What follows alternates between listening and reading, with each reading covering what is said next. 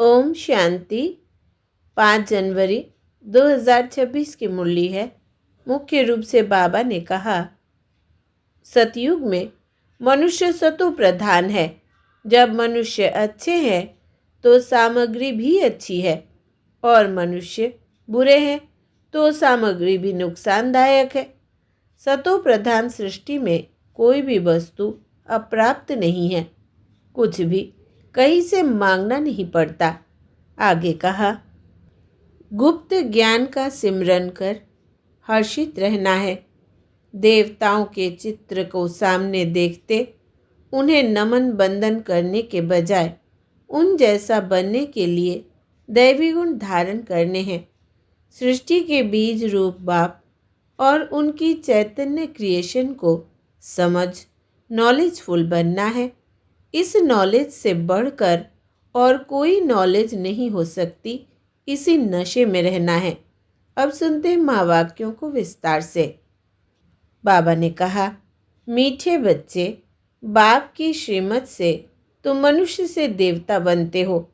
गीता का ज्ञान और राजयोग तुम्हें संपूर्ण पावन बना देता है। प्रश्न है, सतयुग में हर चीज अच्छे से अच्छी सतो प्रधान होती है, क्यों?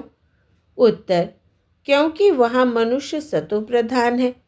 जब मनुष्य अच्छे हैं तो सामग्री भी अच्छी है, और मनुष्य बुरे हैं तो सामग्री भी नुकसानकारक है। सतो प्रधान सृष्टि में कोई भी वस्तु अप्राप्त नहीं है। कुछ भी कहीं से मांगना नहीं पड़ता। ओम शांति। बाबा इस शरीर द्वारा समझाते हैं।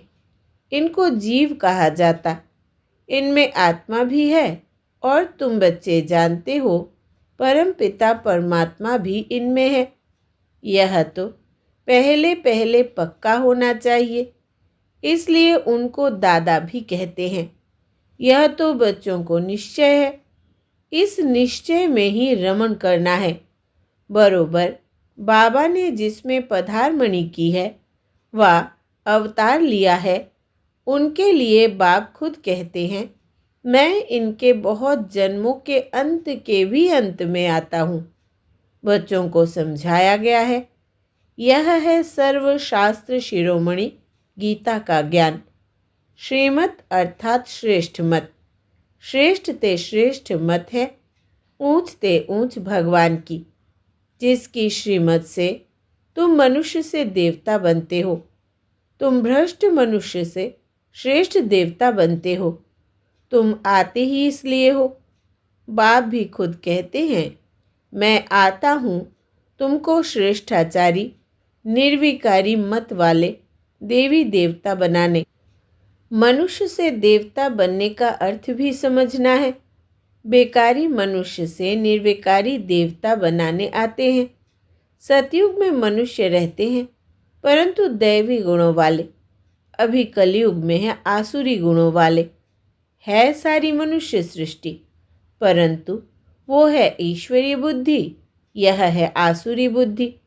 वहाँ ज्ञान, यहाँ भक्ति। ज्ञान और भक्ति अलग अलग है ना। भक्ति की पुस्तक कितनी और ज्ञान की पुस्तक कितनी है? ज्ञान का सागर बाप है। उनका पुस्तक भी तो एक ही होना चाहिए। जो भी धर्म स्थापन करते हैं उनका पुस्तक एक होना चाहिए। उनको रिलीजियस बुक कहा जाता है। पहला रिलीजियस बुक है गीता, श्रीमद् भगवत गीता। यह भी बच्चे जानते हैं। पहला आदि सनातन देवी देवता धर्म है, ना कि हिंदू धर्म। मनुष्य समझते हैं गीता से हिंदू धर्म स्थापन हुआ, और गीता गाई है श्री कृष्ण ने। कोई से पूछो तो कहेंगे परंपरा से यह श्री कृष्ण ने गाई है। कोई शास्त्र में शिव भगवान उवाच है नहीं। श्रीमद् श्री कृष्ण भगवान उवाच लिख दिया है। जो गीता पढ़े होंगे उनको सहज समझ में आएगा। अभी तुम समझते हो, इसी गीता ज्ञान से मनुष्य से देवता बने हैं, जो अभी बाप तुमको दे रहे हैं। राजयोग सिखा रहे हैं। पवित्रता भी सिखा रहे हैं।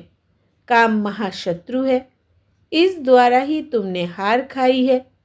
अब फिर उन पर जीत पाने से तुम जगत जीत अर्थात विश्व का मालिक बन जाते हो। यह तो बहुत सहज है।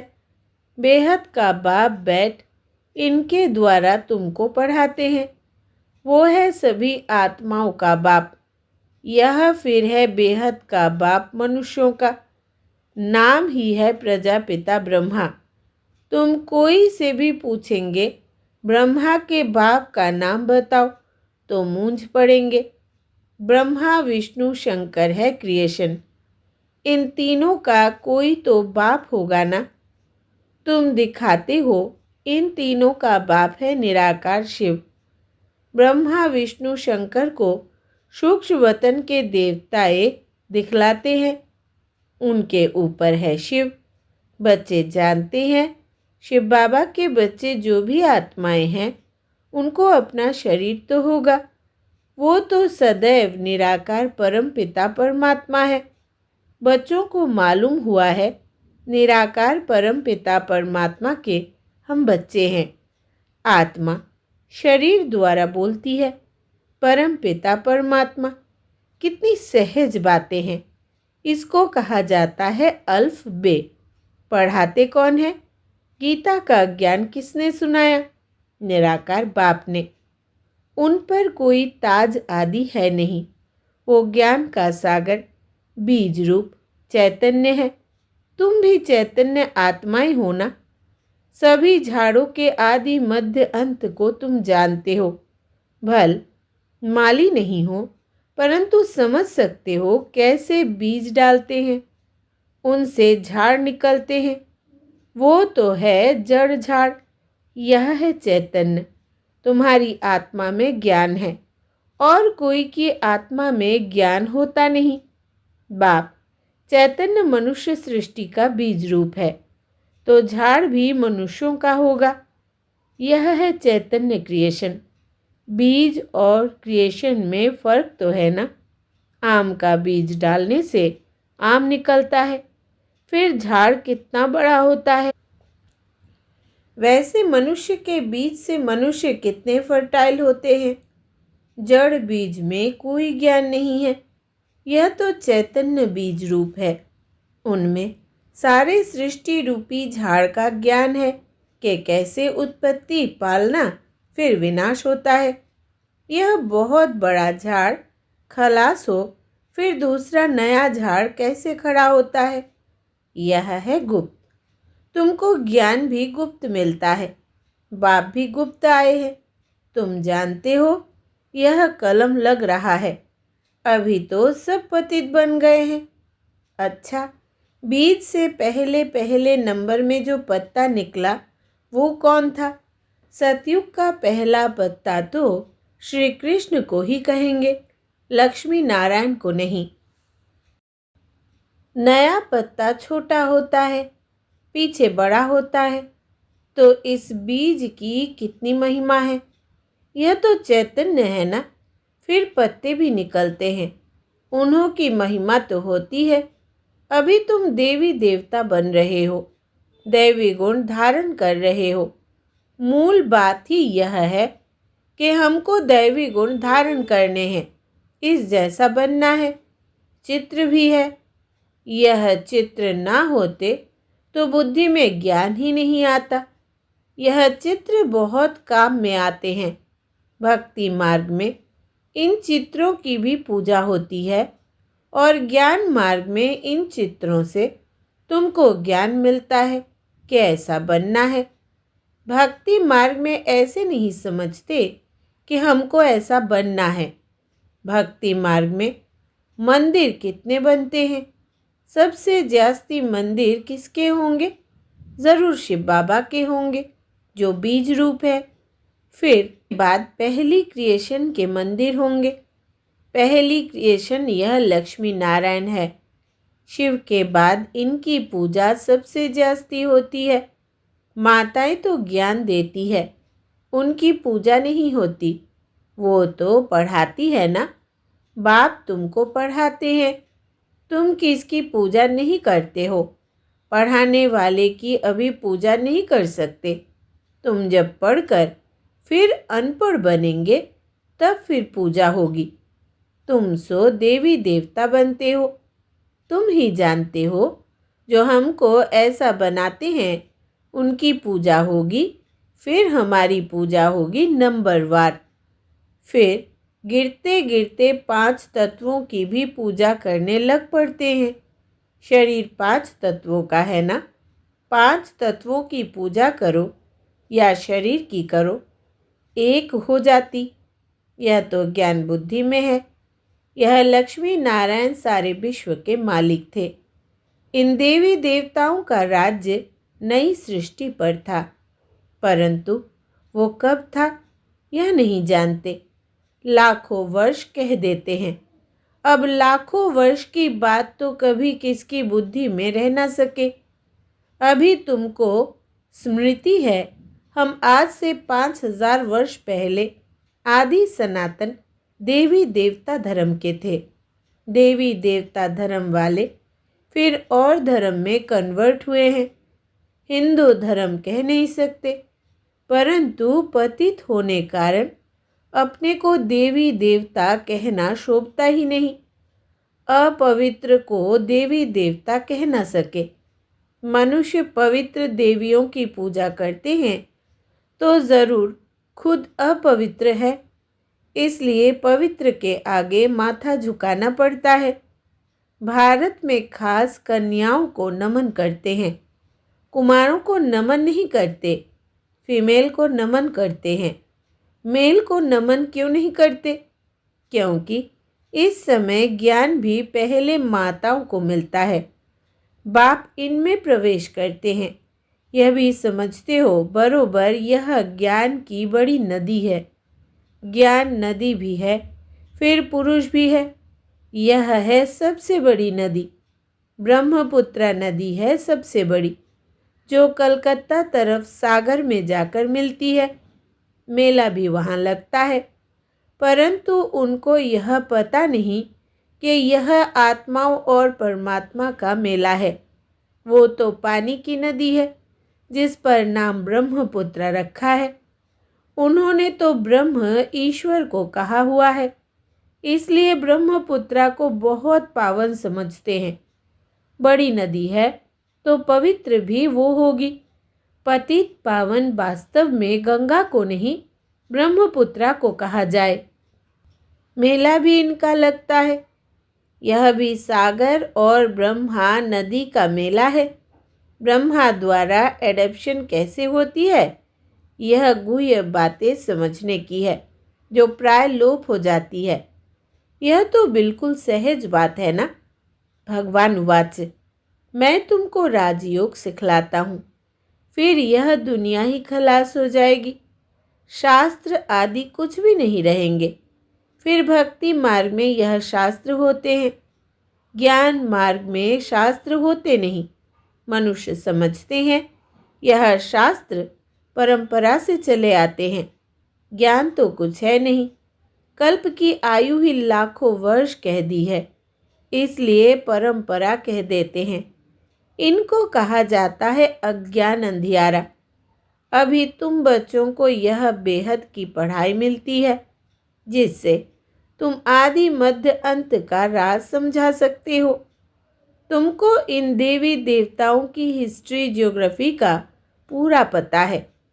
यह पवित्र प्रवृत्ति मार्ग वाले पूज्य थे, अभी पुजारी पतित बने हैं। सतयुग में है पवित्र प्रवृत्ति मार्ग, यहाँ कलयुग में अपवित्र प्रवृत्ति मार्ग है। फिर बाद में निवृत्ति मार्ग होता है, वो भी ड्रामा में है। इसको संन्यास धर्म कहा जाता है। घर बार का संन्यास कर जंगल में चले जाते हैं, वो है हद का संन्यास। रहते तो इसी पुरानी दुनिया में ही है ना। अभी तुम समझते हो हम संगम युग पर है, फिर नई दुनिया में जाएंगे। तुमको तिथि तारीख सेकंड सहित सब मालूम है। वो लोग तो कल्प की आयु ही लाखों वर्ष कह देते हैं। इनका पूरा हिसाब निकाल सकते हैं। लाखों वर्ष की तो बात कोई याद भी ना कर सके। अभी तुम समझते हो बाप क्या है, कैसे आते हैं, क्या करते हुए करते हैं। तुम सबके ऑक्यूपेशन को, जन्म पत्री को जानते हो। बाकी झाड़ के पत्ते तो ढेर होते हैं, वो गिनती थोड़ी कर सकते हैं। इस बेहद सृष्टि रूपी झाड़ के कितने पत्ते हैं? 5,000 वर्ष में इतने करोड़ है, तो लाखों वर्ष में कितने अनगिनत मनुष्य हो जाए। भक्ति मार्ग में दिखाते हैं, लिखा हुआ है सतयुग इतने वर्ष का है, त्रेता इतने वर्ष का है, द्वापर इतने वर्ष का है। तो बाप बैठ तुम बच्चों को यह सब राज समझाते हैं। आम का बीज देखने से आम का झाड़ सामने आएगा ना। अभी मनुष्य सृष्टि का बीज रूप तुम्हारे सामने है। तुमको बैठ झाड़ का राज समझाते हैं, क्योंकि चैतन्य है। बताते हैं हमारा यह उल्टा झाड़ है। तुम समझा सकते हो जो भी इस दुनिया में है, जड़ व चैतन्य हूबहू रिपीट करेंगे। अभी कितना वृद्धि को पाते रहते हैं। सतयुग में इतना हो नहीं सकता। कहते हैं फलानी चीज़ ऑस्ट्रेलिया से, जापान से आई। सतयुग में ऑस्ट्रेलिया, जापान आदि थोड़ी थे। ड्रामा अनुसार वहाँ की चीज़ यहाँ आती है। पहले अमेरिका से गेहूँ आदि आते थे। सतयुग में कहाँ से आएंगे? वहाँ तो है ही एक धर्म, सब चीज़ें भरपूर रहती है। यहाँ धर्म वृद्धि को पाते रहते हैं, तो उनके साथ सब चीज़ें कम होती जाती है। सतयुग में कहाँ से मंगाते नहीं हैं? अभी तो देखो कहाँ कहाँ से मंगाते हैं। मनुष्य पीछे वृद्धि को पाते गए हैं। सतयुग में तो अप्राप्त कोई वस्तु होती नहीं। वहाँ की हर चीज़ सतो प्रधान बहुत अच्छी होती है। मनुष्य ही सतो प्रधान है। मनुष्य अच्छे हैं तो सामग्री भी अच्छी है। मनुष्य बुरे हैं तो सामग्री भी नुकसानकारक है। साइंस की मुख्य चीज़ है एटॉमिक बम, जिससे इतना सारा विनाश होता है। कैसे बनाते होंगे? बनाने वाली आत्मा में पहले से ही ड्रामा अनुसार ज्ञान होगा।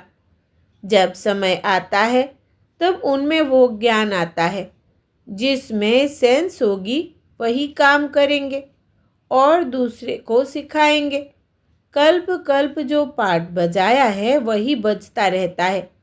अभी तुम कितने नॉलेजफुल बनते हो, इनसे जास्ती नॉलेज होती नहीं।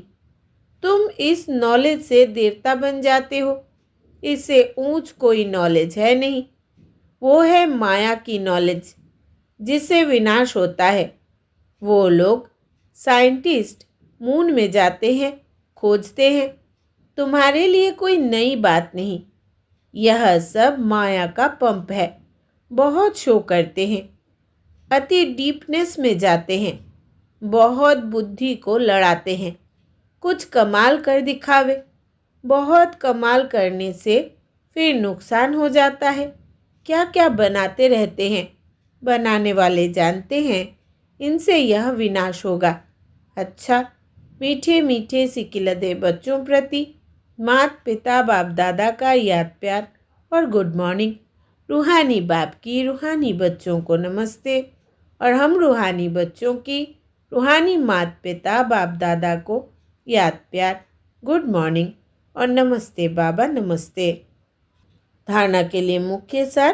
पहला, गुप्त ज्ञान का सिमरन कर हर्षित रहना है। देवताओं के चित्रों को सामने देखते उन्हें नमन बंदन करने के बजाय उन जैसा बनने के लिए दैवी गुण धारण करने हैं। दूसरा, सृष्टि के बीज रूप बाप और उनकी चैतन्य क्रिएशन को समझ नॉलेजफुल बनना है। इस नॉलेज से बढ़कर और कोई नॉलेज नहीं हो सकती। इसी नशे में रहना है। वरदान है, एक बाप दूसरा ना कोई इस पाठ की स्मृति से एक रस स्थिति बनाने वाली श्रेष्ठ आत्मा भव विस्तार है। एक बाप दूसरा ना कोई, यह पाठ निरंतर याद हो तो स्थिति एक रस बन जाएगी, क्योंकि नॉलेज तो सब मिल गई है। अनेक पॉइंट्स है, लेकिन पॉइंट्स होते हुए पॉइंट रूप में रहे, यह है उस समय की कमाल जिस समय कोई नीचे खींच रहा हो। कभी बात नीचे खींचेगी, कभी कोई व्यक्ति, कभी कोई चीज़, कभी वायुमंडल, यह तो होगा ही।